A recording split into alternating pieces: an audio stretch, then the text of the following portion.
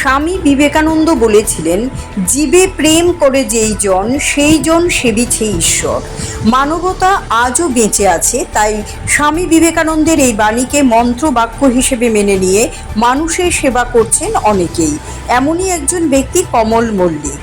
রবিবার তার মেয়ের অন্নপ্রাশন উপলক্ষে আইজিএম হাসপাতালের সামনে দরিদ্র নারায়ণের সেবা দিলেন।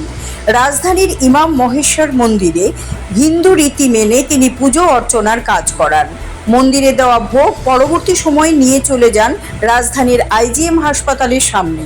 সেখানে তিনি এবং তার সঙ্গী সাথী কয়েকজন মিলে সাধারণ মানুষের মধ্যে বিভিন্ন পদের নিরামিষ খাবার এবং মিষ্টি বিতরণ করেন। পথ চলতি লোকজন লাইনে দাঁড়িয়ে এই প্রসাদ গ্রহণ করেন। পেশায় মুখ্যমন্ত্রীর সিএ হলেও সাধারণ মানুষের জন্য তার দায়িত্বশীলতা দেখে অনেকেই প্রশংসা করেন। এই প্রসঙ্গে উল্লেখ করে ছাত্র জীবন থেকেই তিনি এবং তার বন্ধুবান্ধব মিলে মাঝে মাঝেই রাস্তায় চলাচলকারী সাধারণ মানুষের মধ্যে খাবার বিতরণ করে আসছেন। শুধু তাই নয়, অনেক অনুষ্ঠান বাড়িতে বাড়তি খাবার দাবার থাকলে এগুলো এনেও যত্ন সহকারে প্যাকেট করে বহুবার সাধারণ মানুষের মধ্যে বিলিয়ে দিয়েছেন। Siri TV, channel for news and entertainment.